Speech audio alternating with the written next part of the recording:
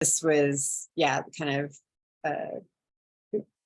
thank you. Yeah, so this, this was the work plan and Gantt charts. And then just as a reminder, these are some good places to find grants. This is that resource booklet that Megan, Elisa, and others, they did a great job putting together, and has a whole bunch of, I'll show you the table of contents, but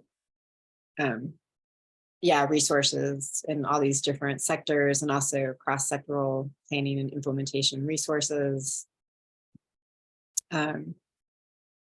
Yeah, and then this is the Pacific Northwest Tribal Climate Change Network has this Tribal Climate Change Guide, and this is fantastic. They really do a fantastic job of keeping this up to date.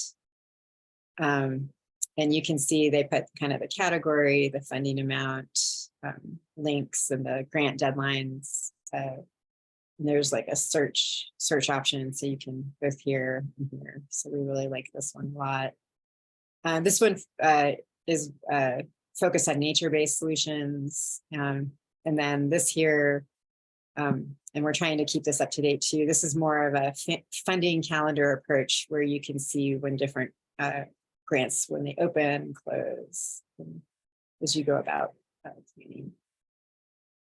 And then, yeah, I won't go into everything, but we have the newsletters if you want to keep up to date. Yeah, and we'll be talking more about a text alert tool for Inflation Reduction Act funding. And then these organizations help with grant writing. And there's more. I'll stop there. Go to, let's see, PowerPoint.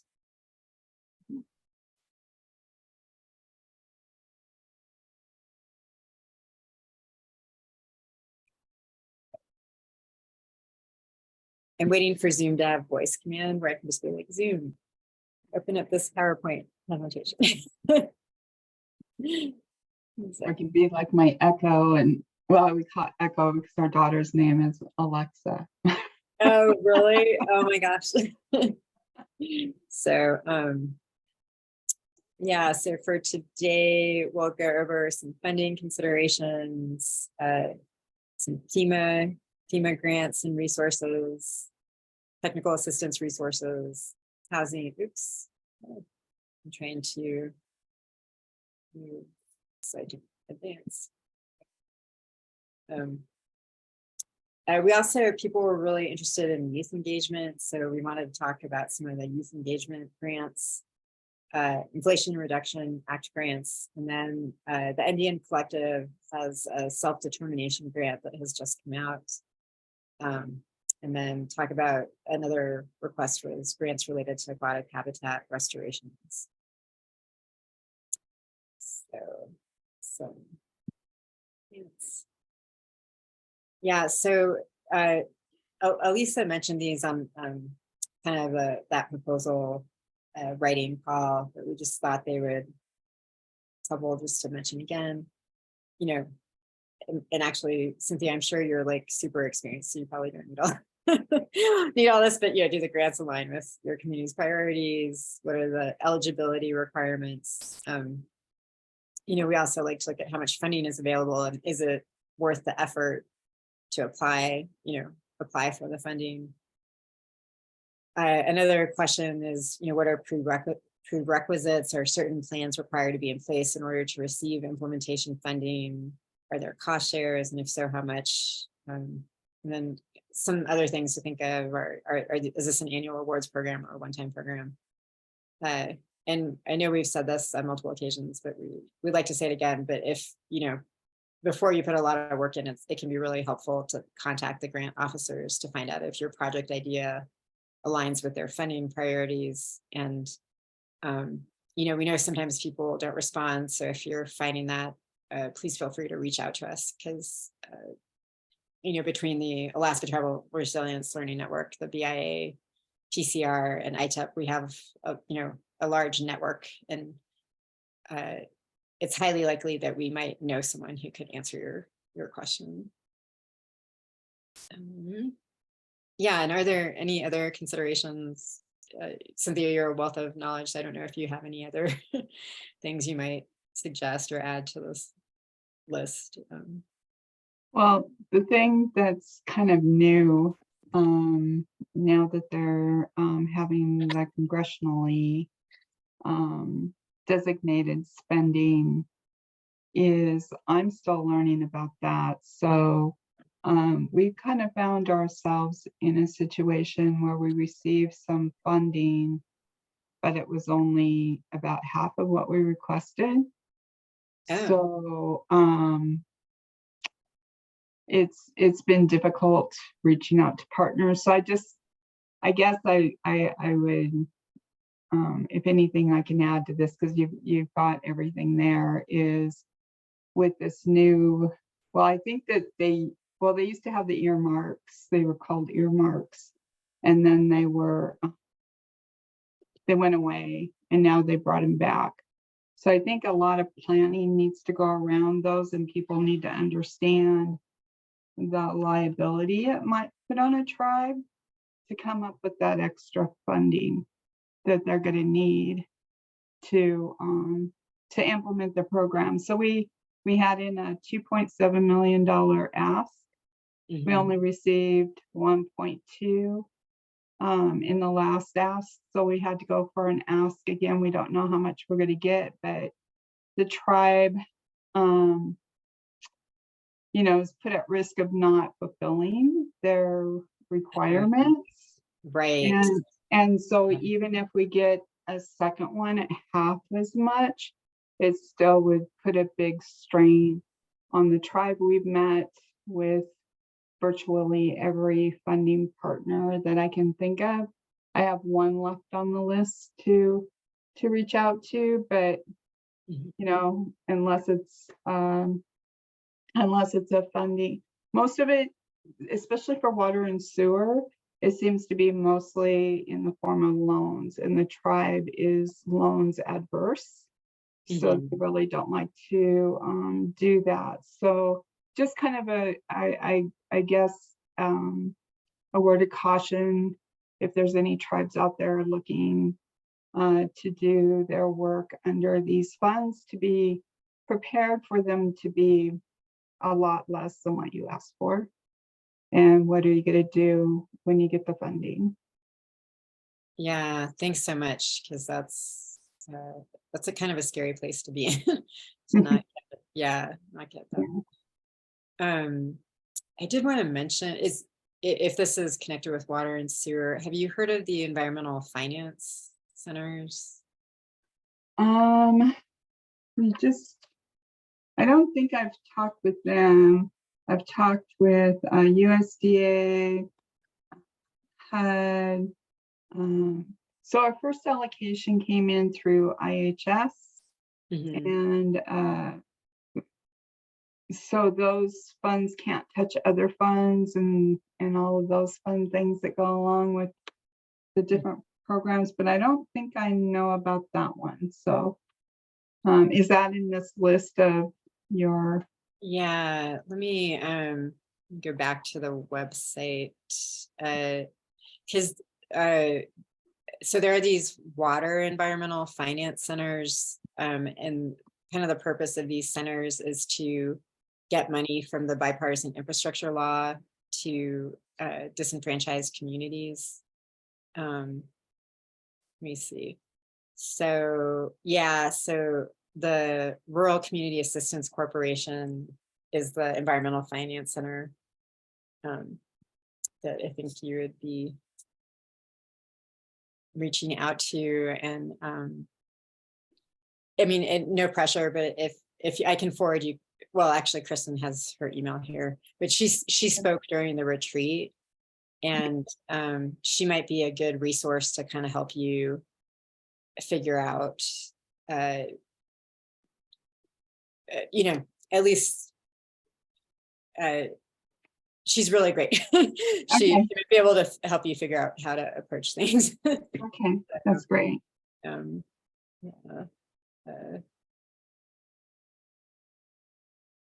I know she was, she presented at the retreat and I think is helping a few of the tribes Yeah. figure things out. But yeah, thank you. That's a scary place to be in.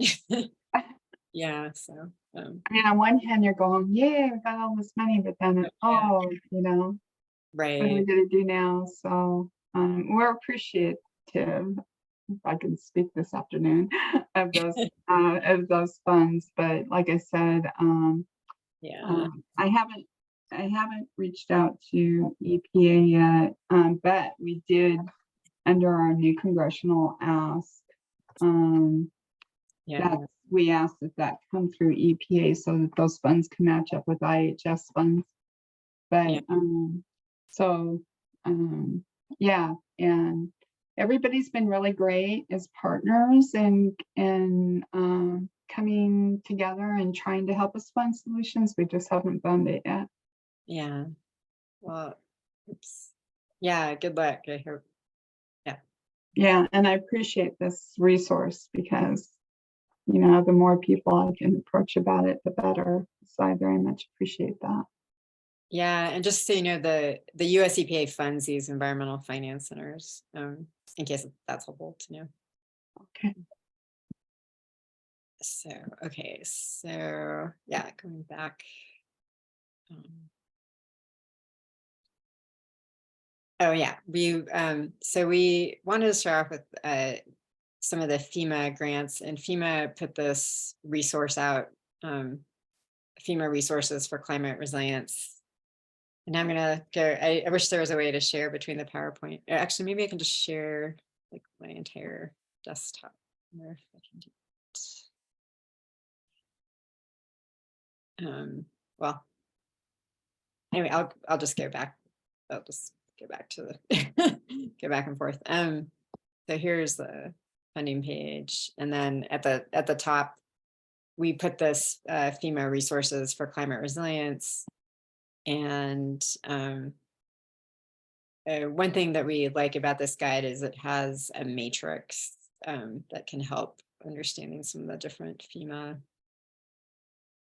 options for funding. So this kind of explains how they've organized this booklet. And so they have funding for risk assessment, funding for mitigation planning, funding for implementation, and then building community capacity.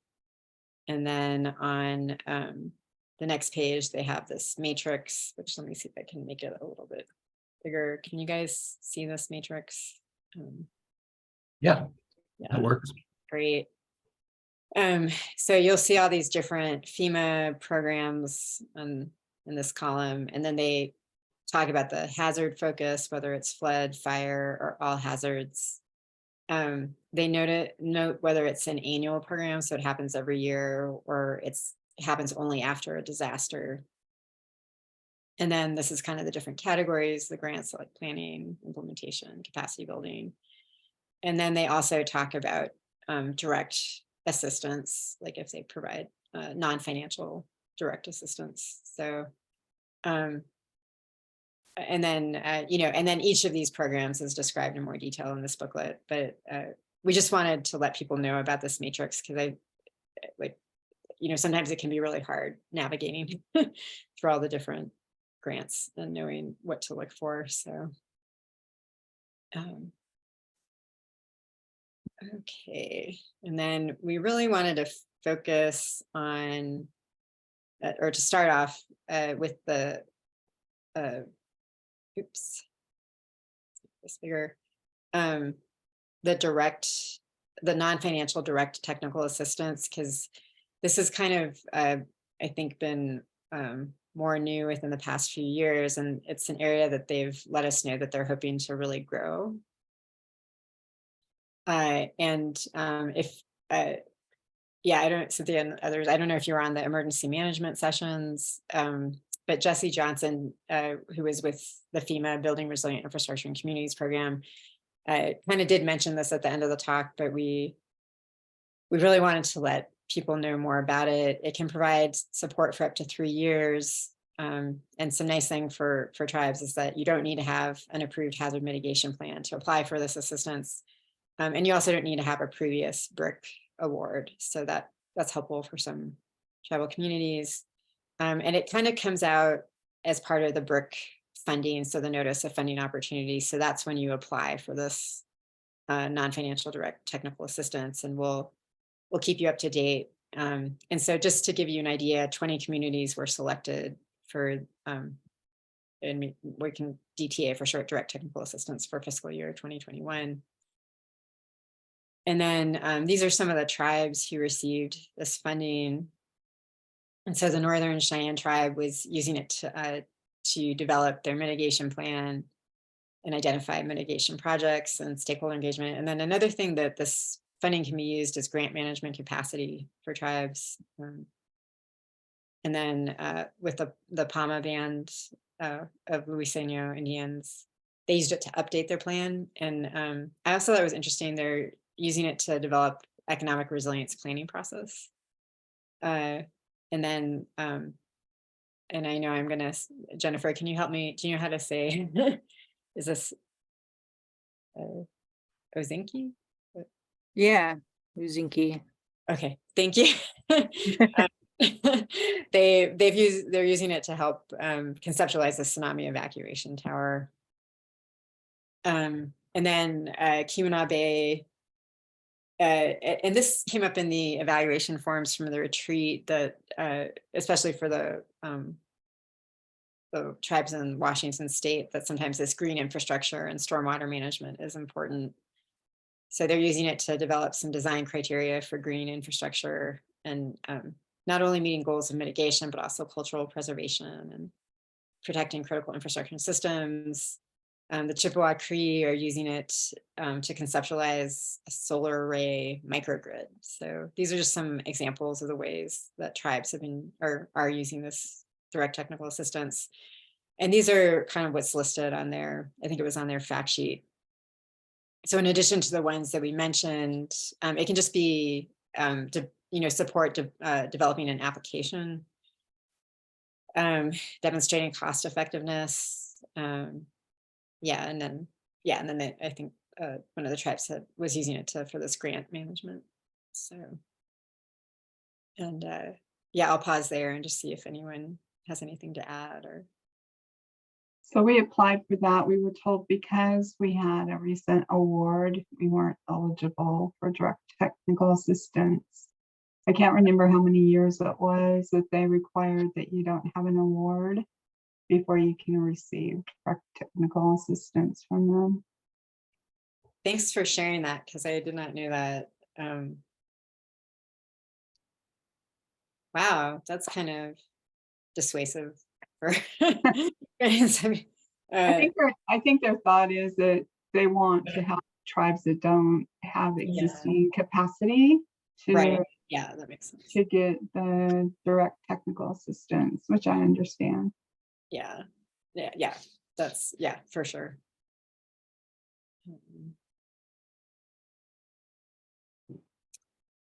Yeah, and I'm guessing, I'm sure that all of you on this call knew this, but yeah, so BRIC, the Building Resilient Infrastructure and Communities grants, can be used for capacity building and mitigation projects and management costs. So, and there is a cost share, which normally is 25%, but it can be reduced to 10% for economically disadvantaged rural communities. And and the cost shares can consist of cash and in-kind services. And you need I think all of you know, you need a FEMA approved hazard mitigation plan to apply. And this is is their general timeline. For it opens, I guess they announce it in the summer, opens in the fall. It closes, the application period closes in the winter, and then in the summer, hopefully people will find out if they got funding or not.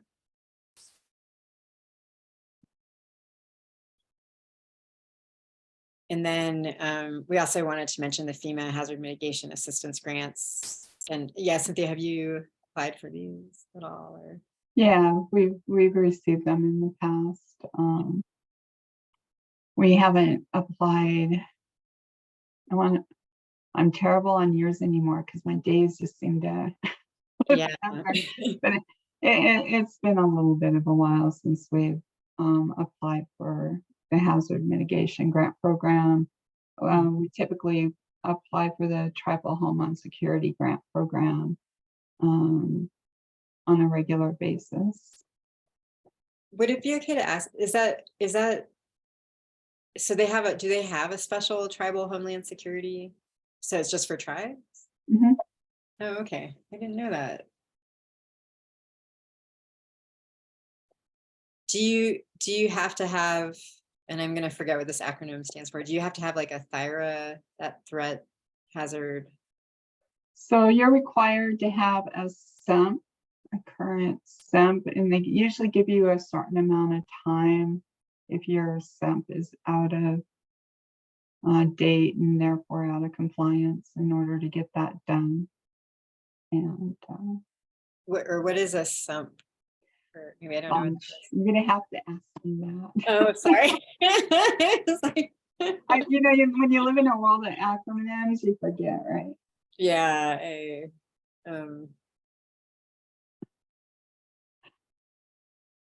The Comprehensive Emergency Management Plan. oh, okay. Thank you. And how would it be okay to ask you, Cynthia, like how can you use the Homeland Security grants? Like what kind of things do they fund? Well, they used to fund like plan updates more than what they do now. Their focus has changed to address national threats. Mhm. So like the recent one that we got was for cybersecurity. So we were able to contract and get funding to hire a contractor that assesses all of our cyber threats and that type of thing. We also got a communication satellite for our emergency mobile command unit. Mhm. In the past, we received to fund a position for emergency management, but I think they've kind of gotten away from that. It doesn't say that you can't, but they typically, as of late, at least it seems like they don't really fund those. Mhm. But anything to do with especially the national security priorities. Right. Yeah. Well, thanks so much. It's great to learn about, yeah, a grant that's new for me. Yeah, so for the and that's actually, I just want to also say it's great that they were funding positions too, because I know sometimes that can be a challenge as well. Maybe that will happen again. Yeah. But yeah, so one thing we learned about the hazard mitigation grants is that for federally recognized tribes, the tribal chief executive can also submit a request for a disaster declaration and request that this funding be made available. And yeah, I guess given COVID, pretty much everyone was under a disaster declaration. However, just you may have heard that that's going to be ending on May 11th. So.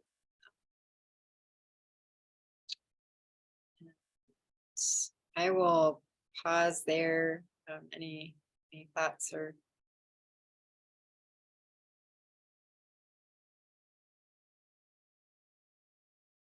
Right. I think, was it Megan? Is this when we turn it over to you for housing? I'll get back. Yeah, definitely that works. Let me see if my share screen wants to work today. Oh yeah. Can everybody see that? Yeah. Oh yes, awesome. It doesn't say when it does, so I'm like, oh, I don't know. But yeah, I only have 4 resources to share. This first one being the Emergency Watershed Protection Program. And this one is a financial and technical resource that you can use, that communities can use if they've been impaired, if their watershed has been impaired by a financial disaster.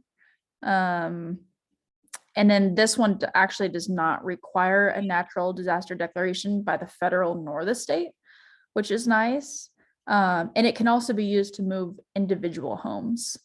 The process begins after within 60 days of the disaster. And once the request has been received, you can work with your sponsor to determine the eligibility and the best course of action for your community. And the most often used way to, the most common cost-effective way to do this is to go about the program buyout. And what the buyout does, it's used when the structural projects to reduce threats from flooding and erosion are not cost-effective or beneficial. So any land is potentially eligible for this.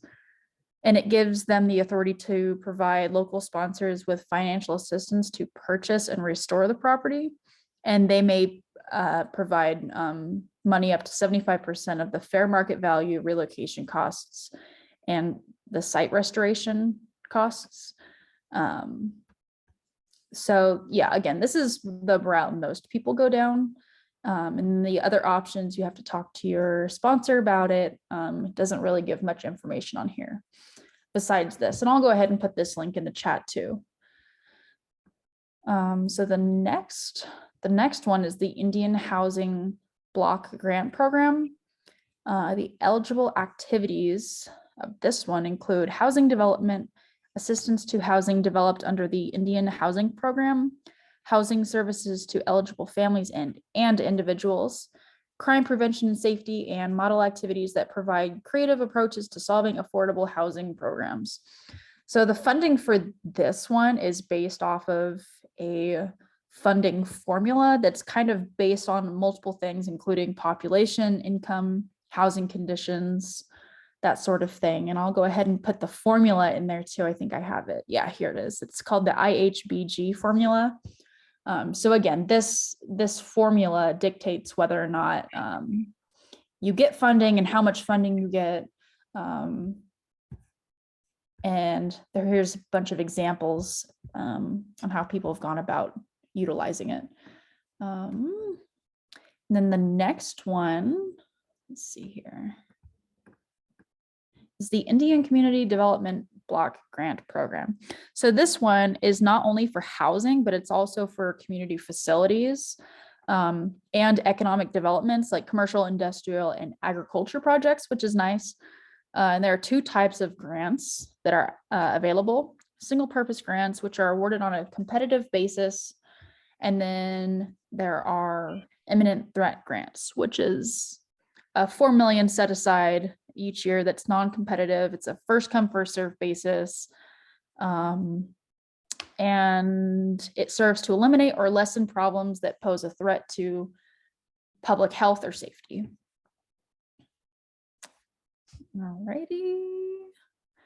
And then the last one that I have is the Healthy Homes Program.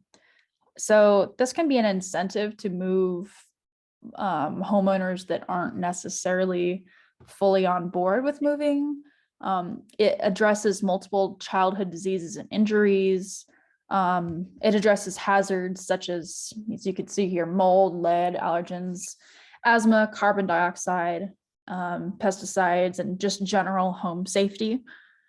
The cost match is not required for this one, which is really nice. It is strongly encouraged, although when they say strongly encouraged, that doesn't necessarily mean you'll be rewarded more points during the application process. They just generally recommend it because I guess it's an expensive thing to do, and you get further if you have the money, obviously. And there's no financial cap for this either, although projects over 10K do require approval. So that's something to think about with this one. And I'll go ahead and put all these links in the chat.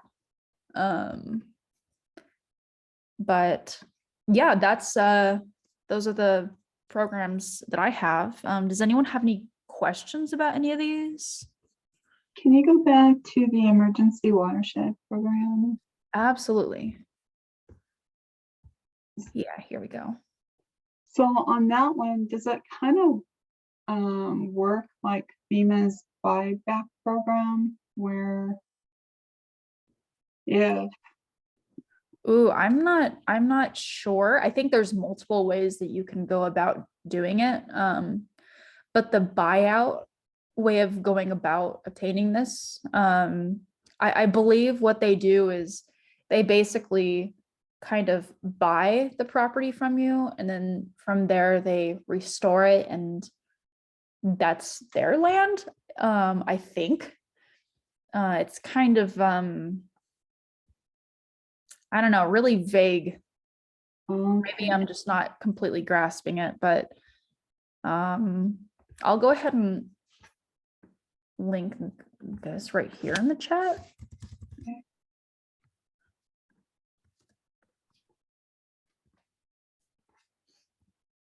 And then you asked if it was similar to the land buyback from, is that a FEMA program?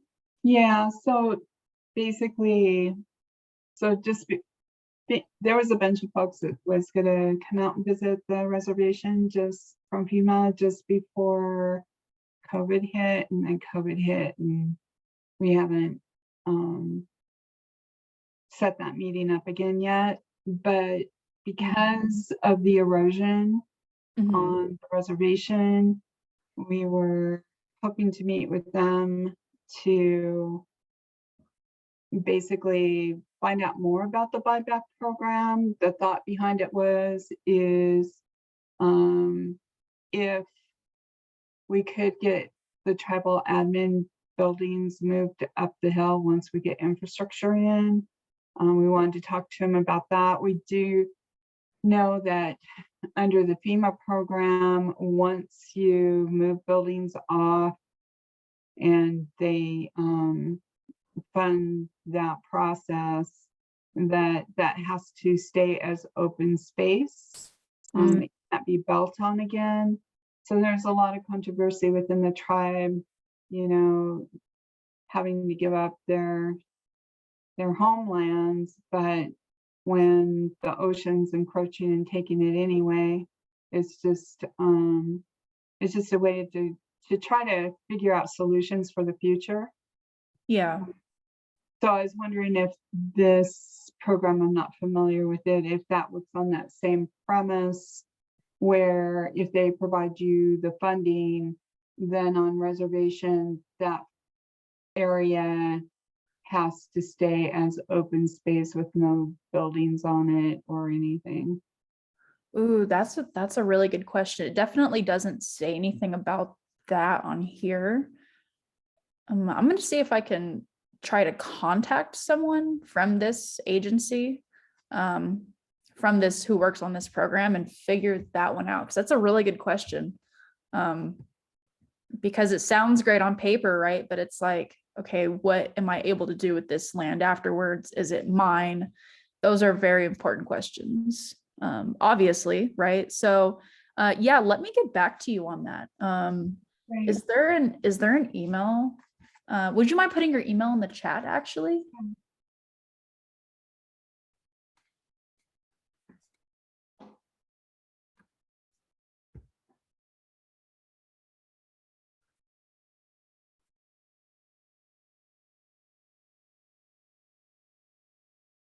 Awesome. Perfect. And I will definitely look into that and get back to you on that. Thank you so much. Appreciate that. Yeah, absolutely. Let's see, any other questions about any of these? I'll go ahead and put all these in the chat.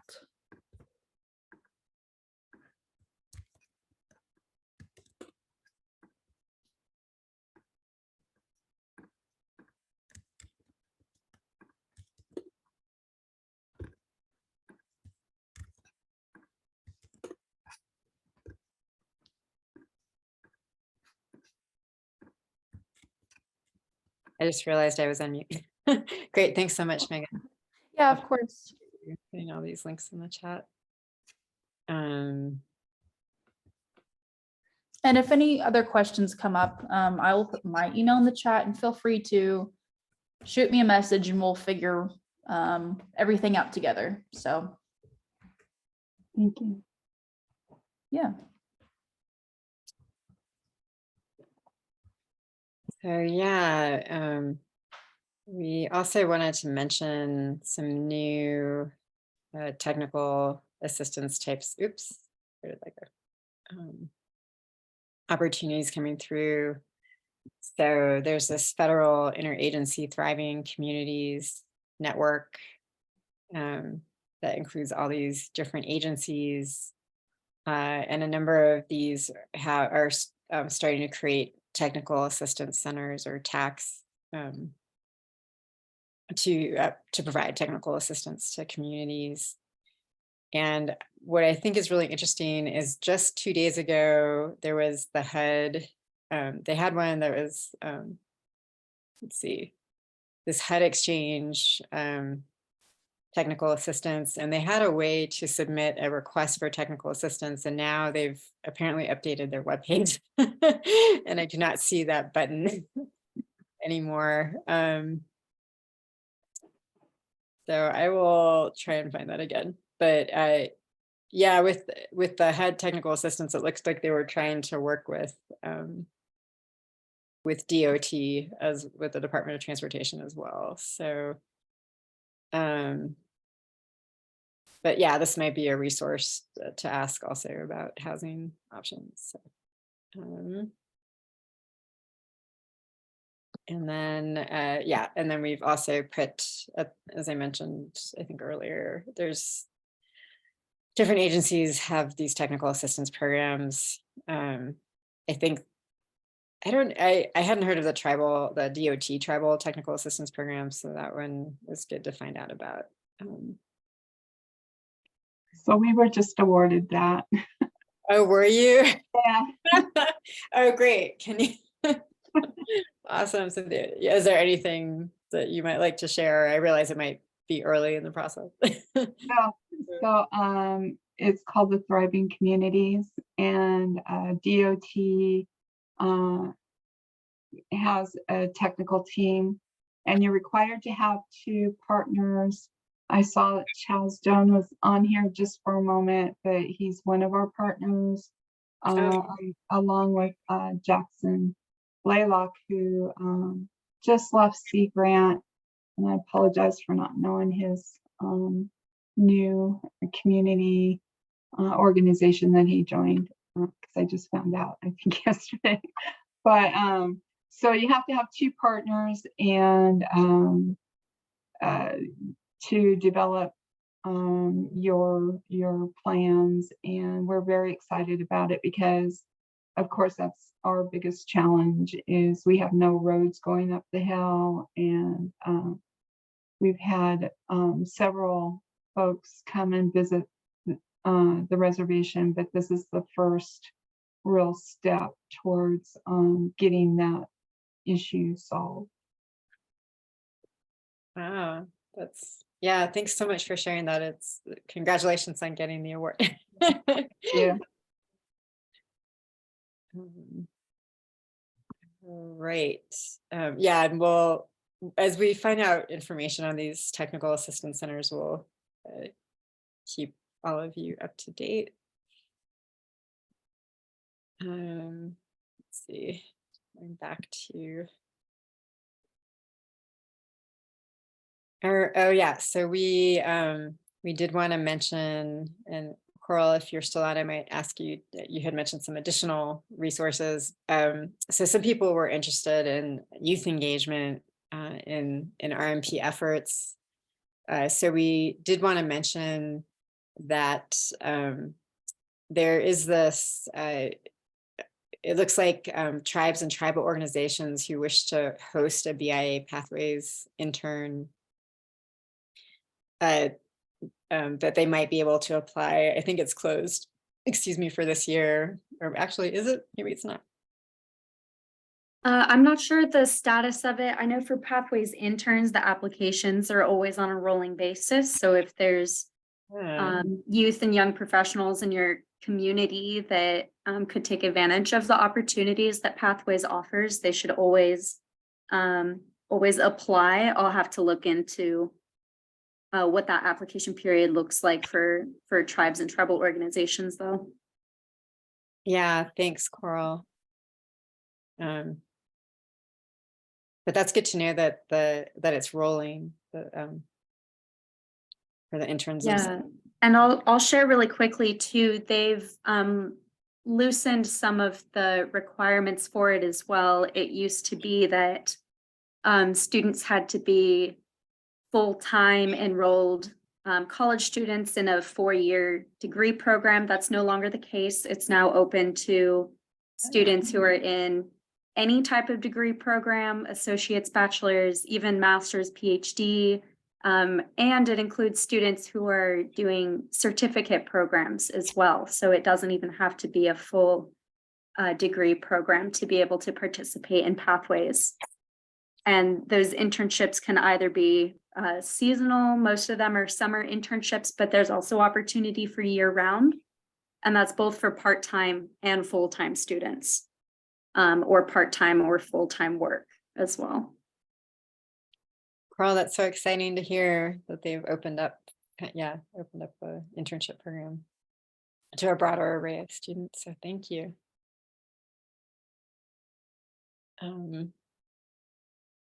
Oops, my pointer is doing something really weird. It's not letting me. I have a couple more updates here too, Karen, if you don't mind. Oh, that'd be awesome. Thank you. Okay, great. Yeah, there's also the Indian Youth Service Corps that was announced by Secretary Holland in 2022. So I just put a link in the chat to learn more about that. But they intend to partner with tribes, and if tribes have specific projects that they would like youth to work on, they'll work with you and provide the funding for not just students. I believe the age range is 16 to 30 actually. So young folks, and then it's also open to veterans who may be up to age 35. So that's a really, really great opportunity, both for individual youth and also for tribes as well. There's also the Civilian Climate Corps that's not tribe specific, but that's just another youth opportunity that is in the works and growing. And then just a note on our TCR awards program. This is going to look a little bit different this year, but funding can definitely still be used for youth engagement and internships and any other youth focused effort that also has climate aspect to it. So definitely apply for funding through our annual awards for youth opportunities. Great. And Coral, I realize this might be premature since I know the announcement hasn't come out. So are you saying there won't be separate categories, or you can just kind of apply within other categories? Or, and if you can't say yet. I know, what I can say is that we're very much broadening the categories. So to allow for more flexibility, that was a big point of feedback that we got for folks. So we hope that in the way that it's been organized now, which the solicitation is in draft form, so more information is to come in the next month or so. But we hope that makes it easier, makes it more flexible for folks to apply for funding. Great. Yeah, thank you so much. Appreciate that. All right. Just do a time check. Okay. Yeah, so we also did want to mention the Inflation Reduction Act, and that the Indian Collective has developed a text alert tool. So just to sign up for the tool, this is all you have to do is text this to that number. And then the tool will alert you when different funding opportunities come out. And just kind of some opportunities that might be of interest to keep a lookout for, but there's not a huge amount of information yet, are these US EPA environmental and climate justice block grants. And then and those, it looks like those can be used to mitigate climate and health risks from wildfire events, and also for climate resilience and adaptation. And it sounds like there's no cost share from some sources, but this is not official from the US EPA. And then there's also NOAA's investing in coastal communities and climate resilience. It looks like that's a grant opportunity that will be coming up, and it can be used to conserve, restore, and protect coastal and marine habitats. It also says that it can be used to enable coastal communities to prepare for extreme storms and other changing climate conditions. So, and we're also not sure if there is a cost share for that. So just kind of heads up, if you will. And oh, and Coral, thanks for putting, yeah, appreciate you putting all these awesome resources in the chat. So thank you. And then we also wanted to let you know that the Indian Collective has just opened what they're calling a self-determination, community self-determination grant. So there's a preliminary application period that opened on April 4th, and these are due May 3rd. And then they will choose people to invite for a full application with final application due June 28th. And these awards are for up to $100,000 per year with a commitment of 2 years. And these are some examples that they provided on their website, but sustainable food systems, community water initiatives, community preparedness and resilience initiatives, renewable energy sources, and then some resilient and regenerative infrastructure improvements or developments. So just something to be aware of. And yeah, I'll pause there and just see if anyone has any other. One thing that's interesting about the Indian Collective grants is that these are non-federal, non-state grants. So just curious if people know of foundation grants that might be helpful or available that can be used.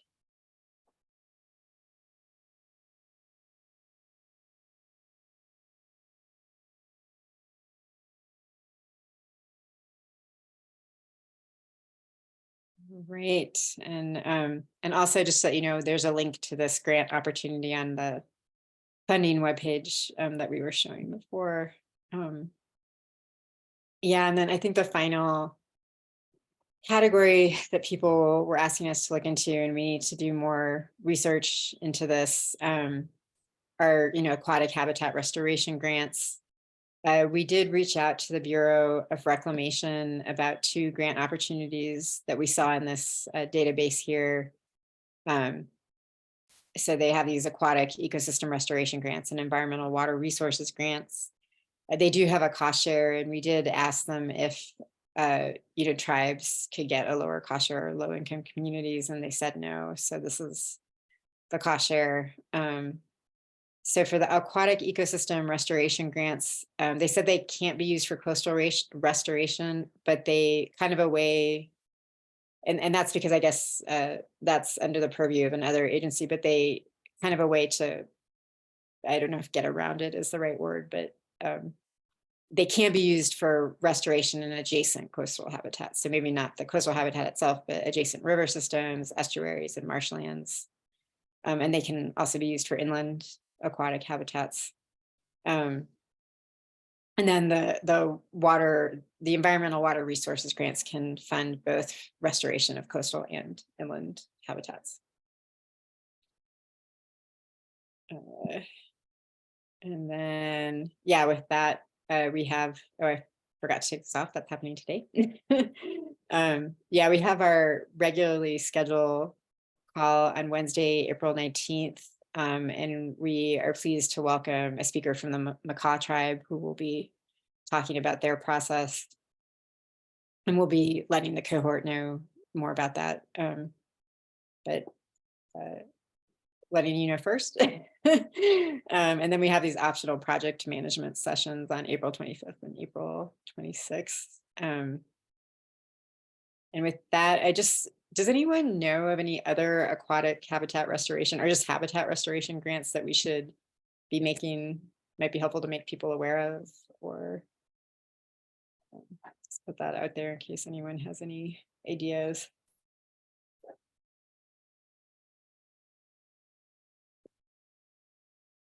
And Coral, you might be on mute. It looks like you might be talking, but are on mute. Oh, nope, I didn't have anything. Thanks. Oh, though. okay, okay.